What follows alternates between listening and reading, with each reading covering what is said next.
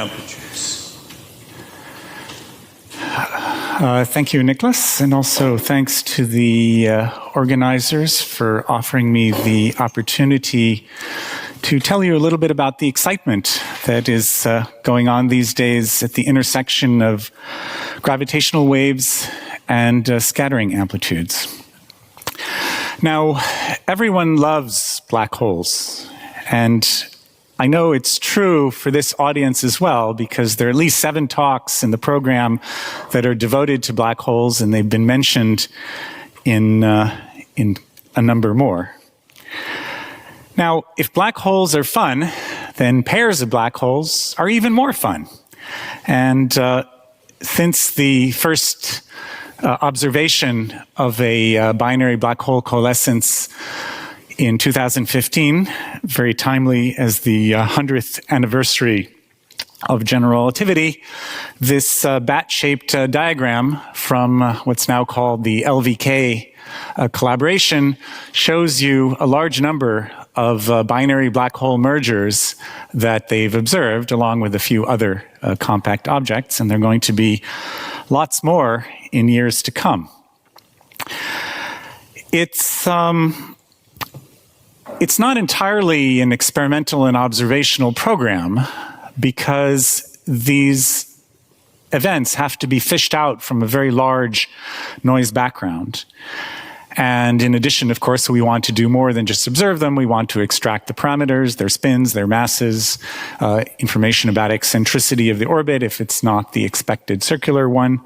And for that, we need help, or they need help from theorists. And so that's where we have roles for, traditionally, of course, people in general relativity, and more recently, people from scattering amplitudes to play a role. So our goals here are to enhance the detection there mostly in future gravitational wave observatories, and also the analysis in current and in future observatories.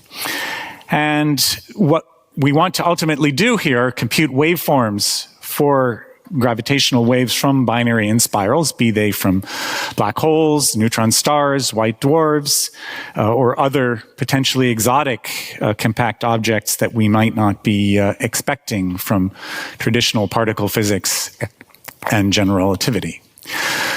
Now, ultimately, we're interested in bound states. We're interested, and here the mergers really come in 3 phases. There's the inspiral, which we can compute in usual, in our language, flat space perturbation theory. The merger itself, which at the moment is in strong field, and we can compute only using numerical relativity. And finally, there's a ring down, the remnant black hole, if that's what it is, shakes a little bit and emits some more gravitational radiation. And that is done in a different kind of perturbation theory around in a curved background. So that we're already able to do indirectly, and I'll explain some of that. And what we're also able to do at the moment is to compute these waveforms in unbound scattering. So it's part of the way along to our goal. And this is also potentially of some observational interest in the LISA era, since one may hope to see such unbound scattering events, hyperbolic orbits. These may play a role in sucking energy out of the binary black hole systems and allowing them to get close enough to then inspiral and ultimately merge. That remains to be determined. So the traditional approach here is to simply solve the classical field equations, determine the classical general relativistic Hamiltonian order by order, usually in what's called a post-Newtonian approximation, so you're also expanding in velocities. And about a little under 2 decades ago, Walter Goldberger and Ira Rothstein made the first injection of information from quantum field theory in the form of effective field theory, using the separation of scales to compute better, still in the context of general relativity. And more recently, in the last few years, we've tried to bring really a completely new approach to thinking about the problem, and that's to actually use scattering amplitudes directly to do some of these computations. And this is a little bit strange at first glance, so I'll spend maybe a couple minutes just outlining that. So we're interested in ultimately doing a bound state classical problem, and yet scattering amplitudes are, of course, very deeply in the quantum regime. They're used for LHC physics to compute the backgrounds at the LHC from QCD. And moreover, they're, of course, unbound. They're plane wave states that we're scattering. How could these possibly be of any use?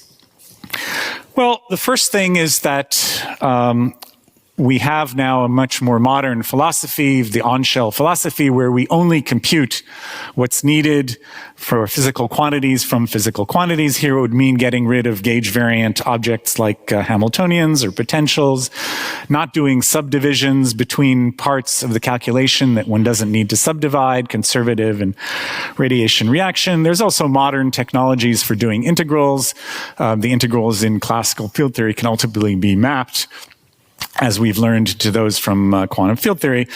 But the real meat, or the real juice, depending on your vegetarian or non-vegetarian preferences, is the so-called double copy, and the observation that the core calculations, the calculations of amplitudes that we'll need in gravity, are vastly simplified by the observation that, in a certain loose sense, gravity is like Yang-Mills squared.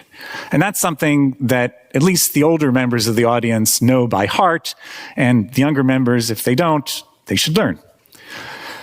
And that, of course, is because it comes from a beautiful old work by Kawai, Llewellyn, and Tai that gives an expression for closed string amplitudes in terms of open string ones. And that, of course, we know that you can take the low energy limit of string theory and get field theory. So, of course, there's an echo of that relation in field theory as well. And in modern language, if you look at 3-point amplitudes and you express them in spinorial form, then if you amputate the couplings, then for the 3-point amplitudes, you find that schematic equation I wrote on the previous slide is literally true. You square the Yang-Mills 3-point amplitude, and that is the gravity 3-point amplitude. Now, of course, it's not quite that simple if you go beyond 3 points, 4 points, 5 points, and so on and so forth. But in a sense, you get a discrete convolution, but it vastly simplifies the calculation, and that's analogous to the simplification that you get from going from the infinite number of Feynman-DeWitt vertices in gravity to just the 2 that you would get in Yang-Mills. Now, in the course of the last 5 or 6 years or so, there's been a flourishing of lots of different ideas and lots of different approaches. And I don't have time to talk about even a fraction of them, so I'm just going to flash them on the board. And there are probably even more that I should have put up there, but I wanted to use only one slide. So I am going to talk about 2 kind of key approaches, and they all start with the scattering of 2 things. And as a model for the scattering of 2 black holes or 2 compact objects, we're going to take them both to be massive, and that means we're going to be looking at the scattering of massive point particles. And of course, the simplest things to do, although we know how to go a little bit beyond that, is to look at scalar point particles. So that's what we're going to do. So the first approach I'm going to talk about is that of so-called matching using an effective field theory. And so the idea is that we are going to make use of the GR Hamiltonian, but we're going to calculate corrections to it using unbound scattering amplitudes. The Hamiltonian, of course, you can use both for bound and unbound physics. And then once we've computed those corrections, we're going to apply them using the standard GR analysis chain to bound orbits and whatever the observers need to do with it. So we set up an effective field theory with generic couplings. We compute the 2-to-2 scattering. At the same time, we also compute the scattering amplitude in general relativity using modern on-shell amplitudes methods. And then we equate those 2 in order to solve for the terms in the effective field theory, and then it gets fed back into the pipeline. And that has now been done, in fact, not only at 2 loops, so at order g cubed, but even at 3 loops at order g to the 4th. Now, you might worry about infrared divergences. We've already heard a mention of that in Yara's talk, the previous talk. But it turns out that the infrared divergences match between the 2 sides in this approach, so they actually disappear from the matching equations. So a little bit more schematically, we go from, on one side, we go from the exact general relativity using on-shell methods and the double copy. We actually start with Yang-Mills. We can double copy to get simple tree amplitudes. We now take the classical limit, so h bar goes to 0, means picking out certain terms in practice. Using generalized unitarity, we can now construct a loop integrand. We then do the loop integration using some of the sophisticated methods that have been developed with the addition of a more traditional quantum field theory approach called the method of regions. And then we get a loop amplitude, essentially loop amplitude in the classical regime. On the other side, we have an effective theory. We build an ansatz for the potential. Here we can use Feynman diagrams since they're essentially all bubbles or chains of bubbles for the 2-to-2 calculation. Again, for that reason, the loop integration is simple. And now we have an EFT loop amplitude. We equate these two and solve for the unknown coefficients in the effective theory. So just one quick snapshot of part of the calculation. So we're going to have, this is kind of a typical situation where the solid lines here are the massive particles and the wavy lines are the gravitons. We're going to have one massive particle left over per loop. If you think that loops are necessarily quantum, then you have not been taught quantum field theory properly. This is what happens at g squared that corresponds to one loop. Again, the number of cuts is not that large even at 2-loop order at g cubed.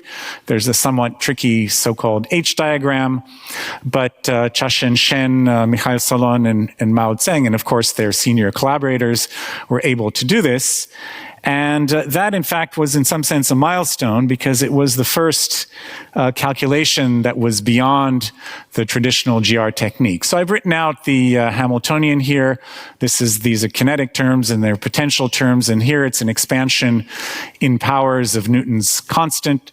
And one can then re-expand it in velocities if it wants a post-Newtonian one. Anyway, there's a number of symbols you have to introduce. And these expressions, certainly the expression at order g cubed is not something that you can easily memorize, but it's something that's simple enough to write down on a single slide. Actually, the expressions for a lot of physical observables are much simpler, which is maybe another hint that going through the intermediate Hamiltonian is not necessary. So in fact, in addition to C3, there's also C4, which is known, but that really would take up more space here. There's a number of observations that also came out of this, things that are not at all obvious in the GR expansion now become more obvious in terms of the powers of the masses that have to appear at each order. And this way of thinking about things also helped straighten out some confusion, let's say, that was there about the ultra-relativistic limit. So that's kind of the matching approach. And the other thing I would talk about is a direct observables-based approach, which is what I've been pursuing with a host of senior and also a lot of younger collaborators, and some of them have also been, younger people have also been doing this on their own. So the idea here is that we want to compute observables directly without going through a Hamiltonian. So we're going to pick observables that are well defined in the quantum theory and then that are also relevant classically. We're going to express them using scattering amplitudes in the quantum theory. And at the same time, remembering that even though, well, at least people in the Amplitudes community, we love Amplitudes and we think Amplitudes are our friends. I hope some of you may come to share that view too. But they're not directly observable, and so you really have to build them into observables in order to get a sensible classical limit, and then you want to understand how to take that classical limit efficiently. So if we're going to be doing classical physics, then we have to undo one thing that I think most of us probably learned on day one of quantum field theory, namely the use of natural units. We have to take h bar to 0, so we have to better restore h bar via dimensional analysis, but we're going to keep everything relativistic, so c is equal to 1. We can do this in a way where, of course, mass and length are no longer inverses, but everything else, the dimensions, pretty much stays the way we're used to it. We don't want to start with plane wave states. We're not doing scattering for the LHC. We're trying to scatter two lumps of matter, so we're going to introduce a wave function, and we're going to build our wave packets by integrating over the on-shell phase space with those wave functions and building them in terms of plane wave states, and then there's going to be a phase factor for the impact parameter, let's say the transverse separation as we're shooting these two particles at each other. So this is an object that we're going to stick into our calculations later. So again, without worrying about the details, there's wave functions and plane wave states. And we'll find in our calculation there's now two sources of h bar. There's roots of h bar hidden inside either the electromagnetic or gravitational coupling. And in fact, the entire formalism that I'm describing here works very well both for electromagnetism and gravity pretty much interchangeably. It's just the amplitudes at the end are different. And for the massive particles, we continue to use momenta, but it turns out that for the massless ones, for the photons or the gravitons, be they internal or external, then the correct things to integrate over are wave numbers, not momenta, and that produces additional factors of h bar. So we assemble our expressions and we do a Laurent expansion in h bar. At tree level, in fact, there are no singular contributions, but at higher orders, individual terms can be singular in h bar. But when we've assembled a physical observable, then those things will cancel, and at the end, of course, we'll get a contribution that's of order h bar to the 0. In principle, in fact, this formalism would also let you calculate systematically quantum corrections if you ever thought that they might be interested, as at least at Saclay, some of my colleagues do think so. So the other thing we have to keep in mind are the kind of length scales that are involved. We have, of course, the Compton wavelength of the particles. We've introduced wave functions for them, so there's a certain size of those wave packets, and then there's a scattering length, which it turns out from doing the calculation will be of order the impact parameter between the two particles. So we need to have a Goldilocks condition ensuring that it really is in the classical regime so that the wave packets aren't overlapping each other and that the quantum effects are not able to peer inside. So this would be a sufficient setup to turn the crank and then compute some global observable, something where, at least in gravity, you'd need to do as a Gedanken observation because you'd need to decorate the celestial sphere with LIGO-like observatories. And even the EU budget as a whole would not make a dent in what you would need to do for that. But you can also go a little bit further and set things up for point-like observables. So we imagine here that we have some scattering region, which is going to generate some, well, it's a wave number current. Then the radiation, let's say in QED, would be electromagnetic, and in gravity would be gravitational waves. It propagates, could be to a lab, or could be many hundreds of millions of parsecs, and it's then detected in the gravitational case by a very sophisticated interferometer like that in LIGO, or in the EM case, even by the Mark I eyeball. So using this current, we can define an observable at large distance. And if we now expand in the large distance behavior, so we imagine the scattering region is very small compared to the propagation region, then the waveform is in fact the leading 1 over x behavior. So as long as we can calculate that current, then we can immediately extract the waveform. So let's in fact go through one example here.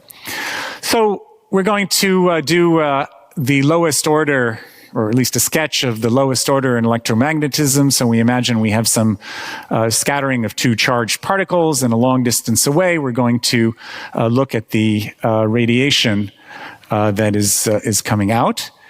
And so what we want to do is measure the electromagnetic field strength at wherever our antenna is located, and we want to do that, of course, in the out state. Now, earlier I showed you how to write the incoming state, the wave packet state, but we know how to write the out state in terms of the in state. That's the S matrix, here viewed as an evolution operator from the far past into the far future. So we now have an expression of this form.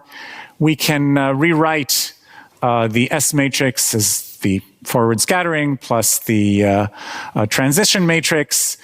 And in this case, it's convenient then to just not use the optical theorem, just write it in this form here. They're just 2 terms.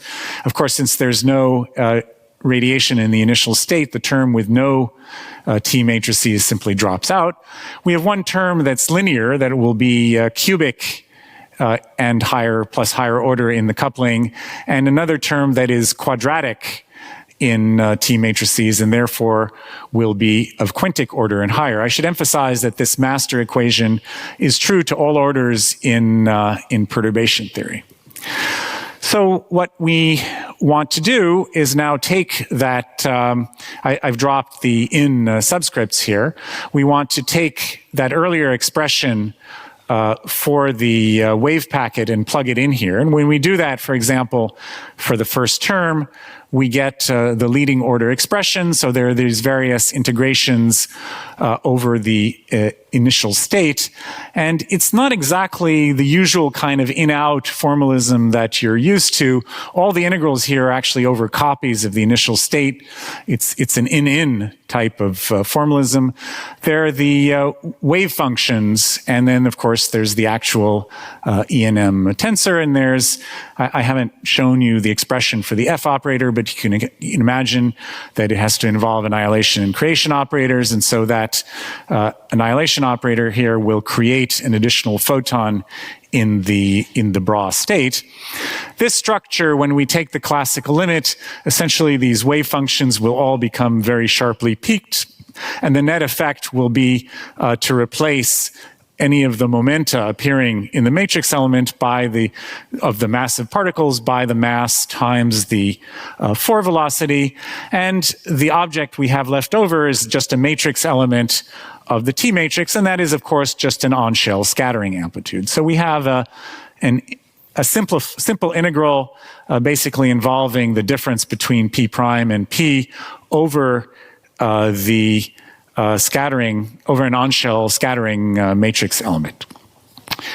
And I'm not going to work through that integral, but it's more complicated than a tree integral, much simpler than a conventional loop integral. When you do that, you find a set of Bessel functions in frequency space for the aficionados of 19th century mathematical physics. Then these are modified Bessel functions of the second kind. Anyway, if you write them in time and position space, you find algebraic functions in arcsinches, and you can assemble them in a spinorial friendly way in terms of the direction and the 4 velocities of the 2 particles and these various functions into relatively compact expressions. And this is one one way in electromagnetism of phrasing the waveform as observed, and the expressions in gravity would be very similar, a little bit more complicated. In a sense, you can again see the double copy. In a sense, the Weyl tensor turns out to be a certain double copy of the electromagnetic one. And so, in order to avoid keeping you from your coffee break or annoying our chairman, let me move directly to the summary slide. And I've tried to give you a little bit of a window on some of the new approaches to classical gravitational physics using scattering amplitudes, discussing one approach matching to an EFT, which then feeds very directly into the current post-Newtonian analysis pipeline, and the second one where at the moment we understand how to do unbound observables and how to extend that to analytically continue, in fact, to bound observables is a subject of ongoing research. And it's simpler conceptually. And in any case, the message, in a certain sense, is that when you're computing these waveforms for the binary inspirals, you're essentially trying to compute the 5-point amplitude. Thank you.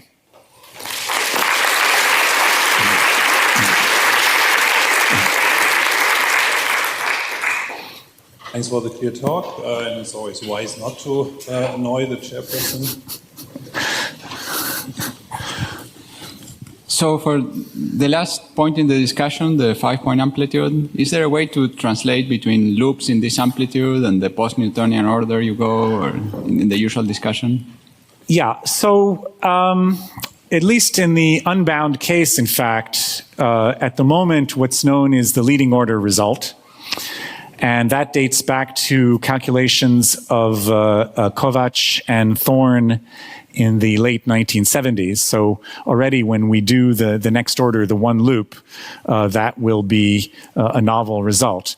So if you look at you can draw an expansion, essentially a square that has on one side the loop order as we would conventionally understand it, so expansions in G Newton, and the other direction is orders in velocity, which would correspond to expansions in the post-Newtonian case. And essentially what's going to happen is that you need diagonals you need to resum diagonals in order to get the post-Newtonian from the usual loop expansion. So that means if I get the orders right, that, for example, the current frontier is a 5 pn, so order v to the 10th. And to check that completely, you'd need to do order g to the 6th. So because there's essentially a resummation involved, but there's only a finite number of powers that show up in each post-Newtonian order.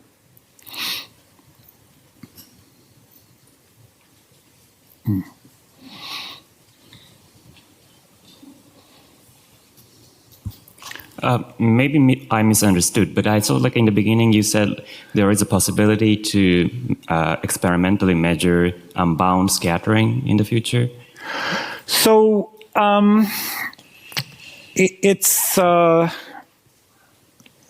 let's just put it this way. I think there are people who are studying the data from LIGO who think that at LIGO, at LVK, excuse me, you probably can only set a limit. But if it's true that the binary black hole mergers come from mergers inside globular clusters, and if it's true that there's a significant contribution to scattering events to reducing the orbits of these binaries to the point where they can actually merge within the lifetime of the universe, then in the LISA generation, you will probably expect to see a handful of events like that a year. Now, of course, I've given you, and there's actually one more if that I haven't discussed. So it might be there's a completely different mechanism, but I think one way or the other, the search for these unbound scattering will be interesting. Maybe not so much until the second generation, the next generation of observatories come online, but they will ultimately be interesting. They'll be giving us astrophysical information, and it's also a good playground for comparing with other means of calculation. I mean, it's something that some of the numerical relativists are starting to get interested in now. These are not easy calculations in numerical relativity because you have to worry about the effects of having finite that would be present in the initial state in order to mimic having states come in from infinity. But it is something they're interested in. One quick final question. Crazy question, but is there a prospect of using observational calculations for the binary merger problem implemented by running this analytic continuation backwards to learn something about the scattering problem? Well, I think that both in the astrophysical and in the original quantum field theory, you understand a lot more directly about the scattering than anything you'd glean. It's really more a challenge to analytically continue these results below threshold. And I mean, if you knew the complete scattering amplitude, then of course you can do this because the information is there. But it's a question of how to do it without being able to do an infinite amount of work or knowing which resummations you have to do. So I think it's the progress is really going to be more in going from above to below. And I should say that for conservative quantities, there is already an understanding that there is an analytic continuation due to Rafael Porto and Gregor Kielin of how to do a continuation essentially in angular momentum to go from unbound to bound. But it's not understood how to do that for waveforms. Okay, so before you run off into the coffee break, please hang with us for another second. But first of all, let's thank David and all the speakers.